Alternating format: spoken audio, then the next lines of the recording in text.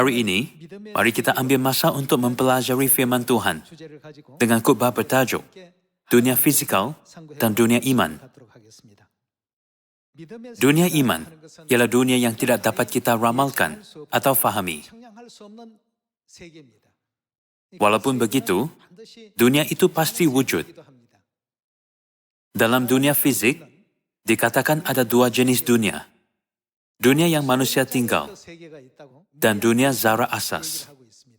Satu saat di dunia kita, dianggap sebagai masa yang sangat lama di dunia zara asas. Ini adalah seperti membandingkan bumi yang kita diami dengan syurga abadi yang Tuhan katakan. Apabila kita memikirkan dunia iman yang Tuhan tinggal, yang Dia bimbing penginjilan dan membantu kita, adakah itu sama dengan dunia yang kita tinggal? Tidak, kedua-dua sama sekali berbeza. Demikianlah saya berharap bahwa hari ini Anda dapat membuang pandangan yang sudah terbiasa dan belajar di dunia 3 dimensi, yaitu dunia materialistik, dan membuka mata imanmu agar Tuhan dapat membimbing Anda. Betapa hebatnya Tuhan kita. Apakah yang diciptakannya pada mulanya? Dia menciptakan langit dan bumi. Dalam erti kata lain, siapakah yang menciptakan bumi? Tertulis bahwa Tuhanlah yang menciptakan langit dan bumi. Cuba kalian teka, berapa berat bumi? Kita dapat mengetahui berat badan kita dengan segera melalui penimbang setiap hari.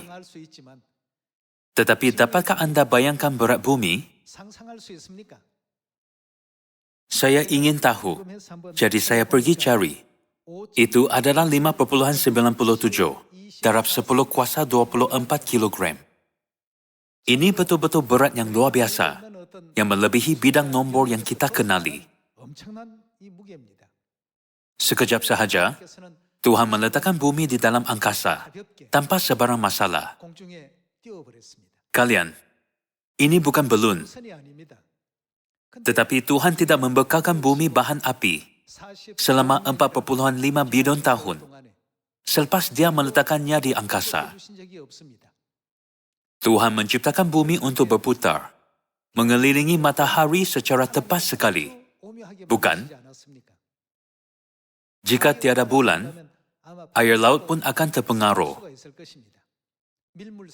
Air pasang surut membekalkan banyak oksigen ke laut. Bukan?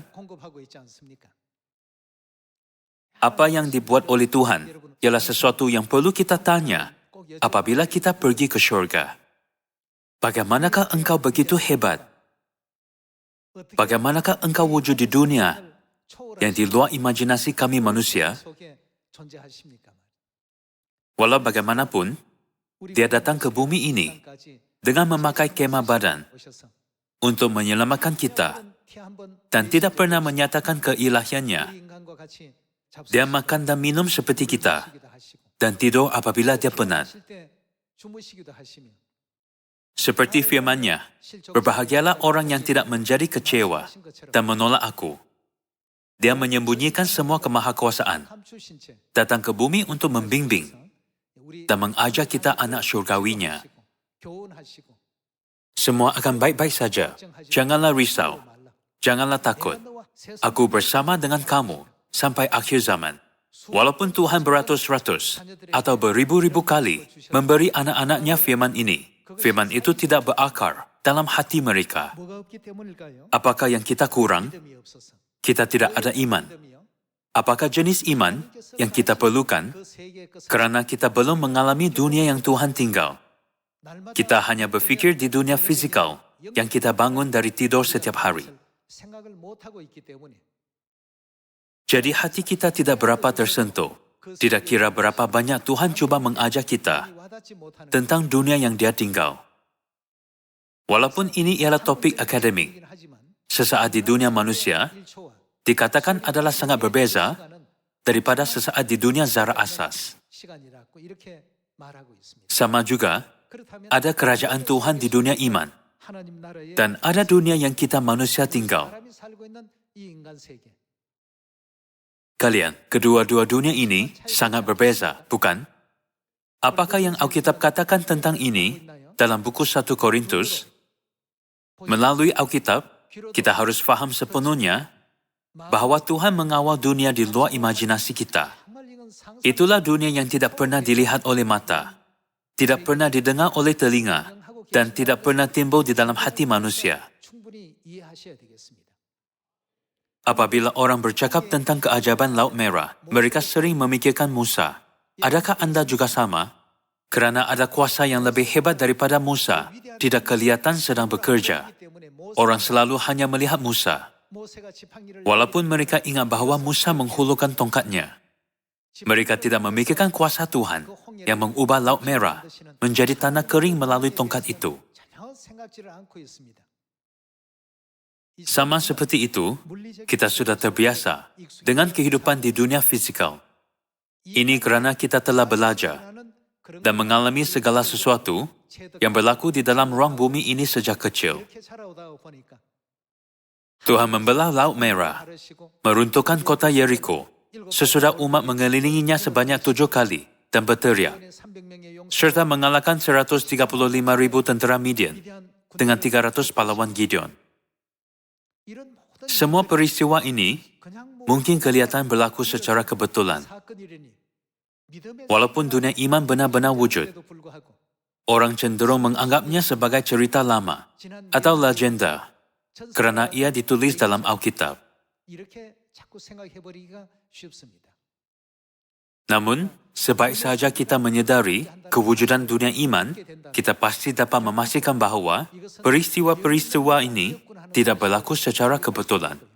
Peristiwa-peristiwa seperti itu bukan hanya berlaku pada 3,500 tahun dahulu, tetapi juga pasti akan berlaku pada zaman kita. Jadi, imanlah yang mencetuskan semua peristiwa ini. Tanpa iman, kita tidak akan dapat menyaksikan perkara seperti itu sampai hari kita memasuki syurga. Kerana dunia iman membuatkan semua ini menjadi mungkin, janganlah kita lupa bahawa iman ialah faktor yang menghubungkan dunia fizikal yang kelihatan dengan dunia yang dikendalikan oleh Tuhan. Jadi, jika Anda berasa perlukan saat keajaiban, pertama sekali adalah aktifkanlah iman Anda. Apabila kita menembak pistol, peluru keluar. Jika kita hanya pegang pistol itu, tiada peluru akan keluar. Walaupun kita pegang selama 100 tahun, kita perlu aktifkan mekanisme tembakan itu. Apabila iman kita tidak diaktifkan, kita mungkin berkata, apa yang Tuhan lakukan dalam Alkitab pada masa itu tidak akan berlaku pada zaman kita. Itu sama sekali tidak benar. Ada satu alat yang menghubungkan dunia fizikal dengan dunia iman. Itu ialah iman. Namun, sesetengah orang mungkin terlupa tentang sejarah Laut Merah dan penaklukan Yeriko kerana mereka tiada iman yang kuat dan sentiasa hanya fokus pada dunia fizikal. Walaupun mereka mendengar tentang sejarah Gideon melalui khutbah, mereka menganggap semua itu hanya cerita lama. Berfikir, adakah hal itu benar-benar akan berlaku pada kita pada hari ini? Mengapakah Tuhan mencatatkan perkara yang tidak akan dipenuhi dalam Alkitab? Bukankah Tuhan yang sama membelah Laut Merah juga wujud pada zaman ini? Ya, dia memang wujud. Jika begitu, mengapakah peristiwa seperti itu tidak berlaku pada zaman kita?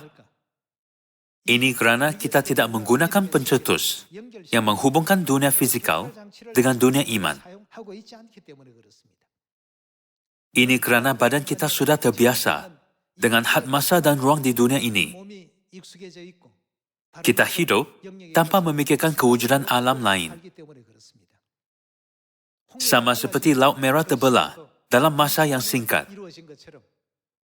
Apa yang mungkin ambil masa berpuluh-puluh atau beratus-ratus tahun pun boleh berlaku dalam sekelip mata. Apabila masa yang dikehendaki Tuhan itu tiba,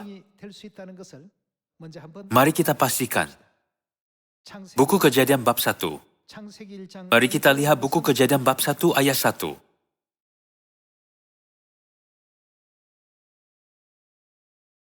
Pada mulanya, Tuhan menciptakan langit dan bumi. Bumi belum berbentuk. Bumi yang manusia tinggal sekarang, dulu belum berbentuk dan kosong. Gelap gulita menutupi samudera raya, dan roh Tuhan melayang-layang di atas permukaan air. Bagaimanakah Tuhan menciptakan bumi dari ketiadaan? Dia menciptakan bumi dalam sekelip mata, dalam masa yang singkat. Kalian, sekarang kita semua hidup di bumi dengan 8 bilion manusia pada masa yang sama. Berat bumi sangat besar, sehingga tidak dapat kita bayangkan. Andaikan berat badan setiap 8 bilion manusia yang hidup di bumi adalah kira-kira 100 kilogram. Tambah lagi keberatan pelbagai jenis binatang dan banyak air yang memenuhi bumi.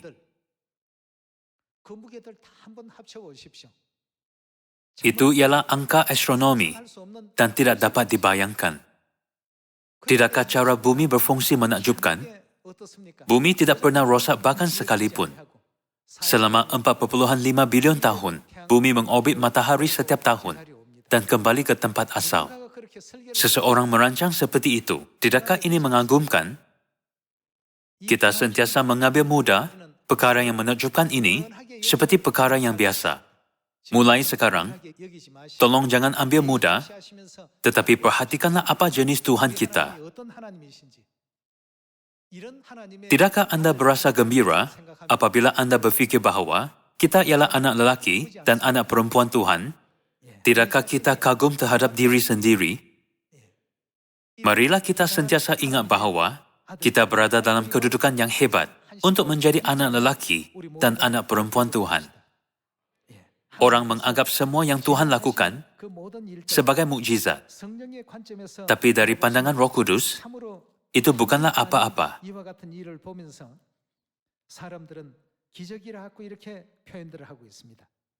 Mari kita pergi ke buku Yosua bab 6. Buku Yosua bab 6 ayat 1.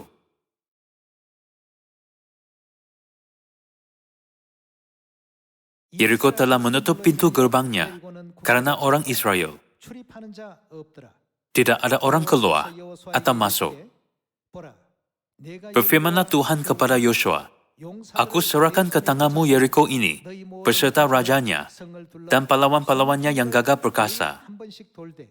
Haruslah kamu mengelilingi kota itu sekali saja. Demikianlah harus engkau perbuat 6 hari lamanya. Dan 7 orang imam harus membawa 7 sangkakala tanduk domba di depan tabut. Pada hari yang ke-7, 7 kali kamu harus mengelilingi kota itu, sedang para imam meniup sangkakala. Apabila sangkakala tanduk domba itu panjang bunyinya, maka haruslah seluruh bangsa bersorak dengan sorak yang nyaring. Maka tembok kota itu akan runtuh. Tuhan telah pun menyediakan semua yang diperlukan untuk mengalahkan kota Yeriko. Dalam pandangan manusia, kita berfikir, untuk mencapai hasil yang diinginkan, harus ada konflik fisikal, atau harus ada perang fisikal. Tetapi Tuhan telah menubuhkan formula dan persamaan untuk kemenangan tanpa menyediakan perkara seperti itu. Apa yang dilakukan di dunia iman menjadi pemangkin untuk fenomena yang berlaku di dunia fisikal. Segala sesuatu yang Tuhan janjikan dapat dipenuhi melalui pencetus yang dipanggil iman. Namun, pemenuhan itu selalunya lambat dicapai kerana kita tidak percaya atau kurang iman.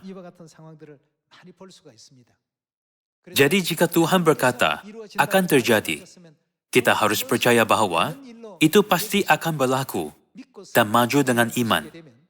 Bagi orang yang beriman, semuanya akan dicapai dengan mudah. Tetapi bagi orang yang tidak beriman, semuanya akan kelihatan seperti halangan yang sukar untuk diatasi. seperti gunung besar yang menutupi jalan. Begitu juga dengan kerja penginjilan dunia. Itu bukanlah sesuatu yang susah dicapai. Sebagai anak-anak Tuhan yang Maha Kuasa, yang memerintah seluruh alam semesta, mata rohani kita harus bagaimana? Harus buka luas. Bumi adalah seperti setitik air di dalam timba, dan seperti debu halus di atas neraca. Tetapi kerana pandangan kita yang sempit, bumi kelihatan besar, dan tugas yang diamanahkan kepada kita kelihatan terlalu berat, bukan? Sila lihat firman Tuhan.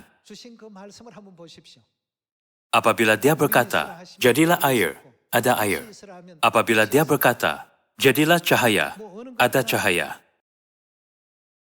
Adakah mana-mana bahagian dunia fizikal pernah mengingkari perintah Tuhan, seperti yang tertulis dalam buku Yosua bab 6, kota Yeriko yang dianggap tidak dapat ditembusi, runtuh dengan mudah di hadapan umat Israel. Tiada sebarang konflik fizikal juga. Mereka hanya mengelilingi kota itu sekali sehari. Tiada seorang pun daripada kita pernah ada pengalaman fizikal seperti itu.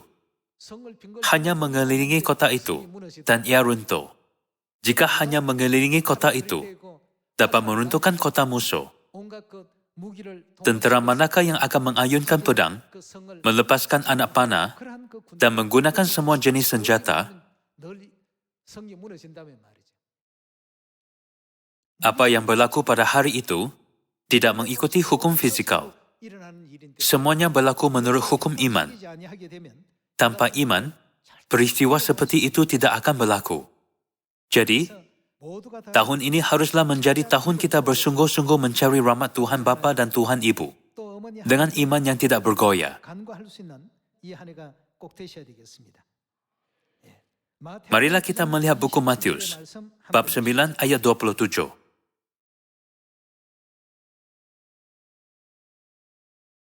Bab 9 ayat 27. Ketika Yesus meneruskan perjalanannya, dua orang buta mengikutinya sambil berseru-seru, "Kasihanilah kami, hai anak Daud." Yesus berkata kepada mereka, "Percayakah kamu bahwa aku dapat melakukannya?" Dia bertanya tentang iman dulu. "Percayakah kamu bahwa aku dapat melakukannya?" Mata orang yang buta sejak lahir telah dibuka. Bahkan doktor yang terbaik pada masa itu pun tidak akan dapat. Itu adalah mustahil pada 2000 tahun dahulu. Namun, Yesus berkata kepada dua orang buta yang mengikut dia, "Percayakah kamu bahwa aku dapat melakukannya? Adakah kamu percaya bahwa aku dapat membuka mata kamu?" Mereka menjawab, "Ya Tuhan, kami percaya." Lalu Yesus menjamah mata mereka sambil berkata, "Bagaimana? Jadilah kepadamu menurut imanmu." Dia mengatakan ini untuk mencetuskan iman yang berada dalam mereka. Mujurlah. Dua orang buta itu mempunyai iman yang besar. Jadilah kepadamu menurut imanmu. Ayat 30. Maka apakah yang terjadi? Meleklah mata mereka. Jika mereka hanya percaya sebanyak 10% atau 15%, mata mereka mungkin hanya akan dibuka sedikit, tetapi sangat kabur. Namun, iman mereka sangat kuat, kerana mereka beriman teguh terhadap Kristus yang benar. Sini tertulis, meleklah mata mereka. Di dunia fizikal, perkara seperti itu tidak dapat berlaku. Mustahil. Jika hal ini selalu berlaku, semua klinik mata akan tutup. Semua hospital akan bankrupt. Di dunia Tuhan, itu adalah sangat mudah. Tetapi di dunia manusia, semua perkara ini adalah susah. Sebab itulah bumi dipanggil kota perlindungan rohani. Bukan? Di sinilah pendosa rohani tinggal. Kita sekarang dikurung dalam batasan ruang dan masa, walaupun kita kelihatan sangat bebas. Jadi sini tertulis, jadilah kepadamu menurut imanmu, maka meleklah mata mereka. Dan Yesus pun dengan tegas berpesan kepada mereka. Katanya, jagalah supaya jangan seorang pun mengetahui hal ini. Tetapi mereka keluar dan memasukkan dia ke seluruh daerah itu. Pembelahan Laut Merah, kisah Gideon, keruntuhan Yeriko, dan penyembuhan 2 orang buta. Kita menggabungkan semua itu dan memanggilnya mukjizat. Semuanya ini dianggap mustahil di dunia fisikal manusia. Tetapi seperti yang diberitahu dalam buku Matius bab 9, menurut imanmu, kita harus gunakan pencetus iman. Kemudian apakah hasilnya? Janganlah kita memiliki fikiran yang salah, seperti, aku dah menginjil kepada 10 orang, tetapi mereka tidak dengar. Adakah semua kerja penginjilan ini dikatakan dibuat oleh kebolehan manusia? Kita tidak boleh meletakkan iman kita pada hukum fisikal yang kita alami dan saksikan di dunia manusia. Di manakah kita harus letak iman kita? Kita harus meletakkan iman kita pada hukum kerajaan Tuhan. Adakah ada sesuatu yang terlalu sukar bagi Tuhan? Tidak ada. Mari kita lihat buku Kejadian, bab 18. Mari kita lihat buku Kejadian bab 18, ayat 9.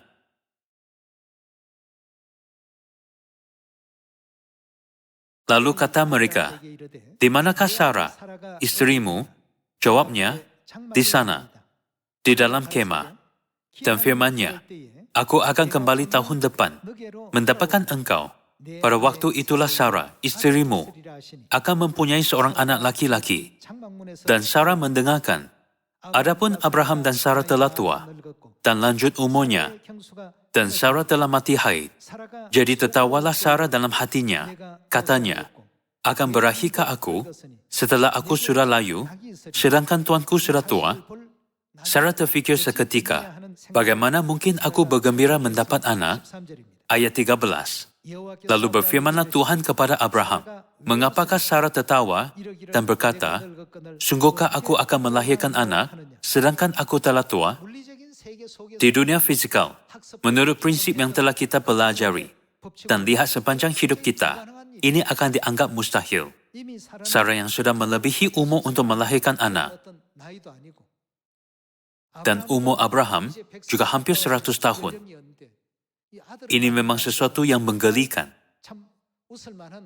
Sebab itulah dia berfikir, aku dah tua, bagaimana aku dapat beranak? Ayat 14.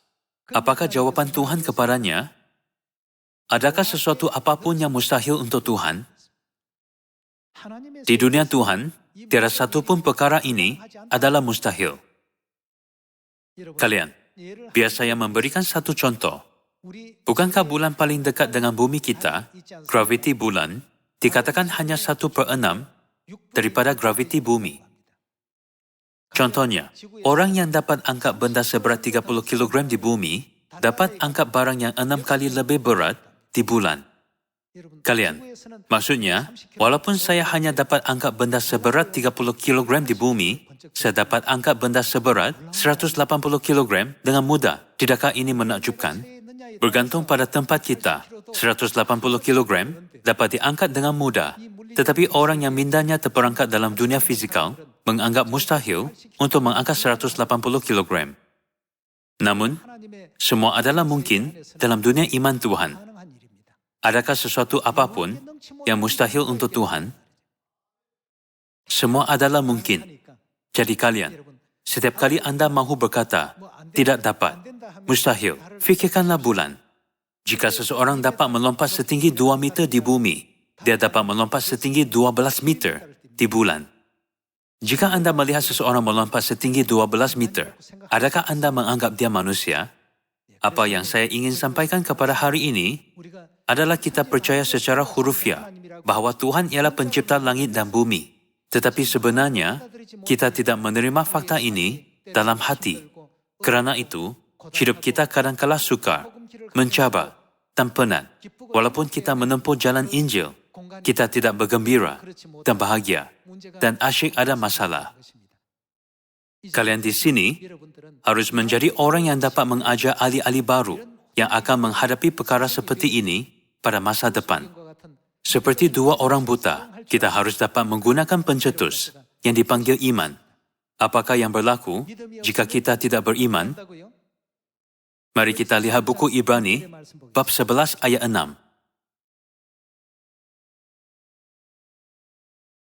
Tanpa iman, mustahil didapati keredaannya. Sesiapa yang datang kepada Tuhan, mestilah beriman bahawa Tuhan wujud. Walaupun sesuatu mungkin berlaku sepenuhnya di bulan, orang sering berkata di ruang fizikal bumi, ini adalah mustahil. Saya tidak akan dapat melakukan itu. Memandangkan Tuhan selalu menyediakan ruang untuk iman.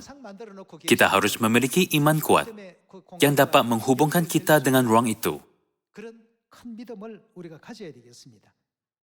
Tanpa iman, mustahil didapati keredaannya. Sesiapa yang datang kepada Tuhan, mestilah beriman bahawa Tuhan wujud dan Dia memberikan ganjaran kepada mereka yang berusaha untuk mencarinya. Pernahkah hati Anda bergetar apabila Anda mendengar cerita penginjilan dunia? Pernahkah Anda tanya sendiri, dapatkah aku lakukan tugas besar ini? Jika pernah, lihatlah laut untuk seketika dan tanya sendiri, dapatkah jalan betul-betul dibuat di sini? Lihatlah laut baik-baik, memang tidak dapat membuat jalan. Namun, apakah yang memungkinkannya? Melalui iman, Tuhan memungkinkan segala sesuatu. Kita tertakluk pada graviti bumi dan telah mengalaminya sejak kita dilahirkan sampai sekarang. Tetapi jika kita pergi ke bulan, buat sementara, orang yang dapat melompat setinggi 2 meter di bumi akan dapat melompat 12 meter di sana. Sangat menakjubkan. Maksudnya, keupayaan kita berbeza bergantung pada ruang kita berada.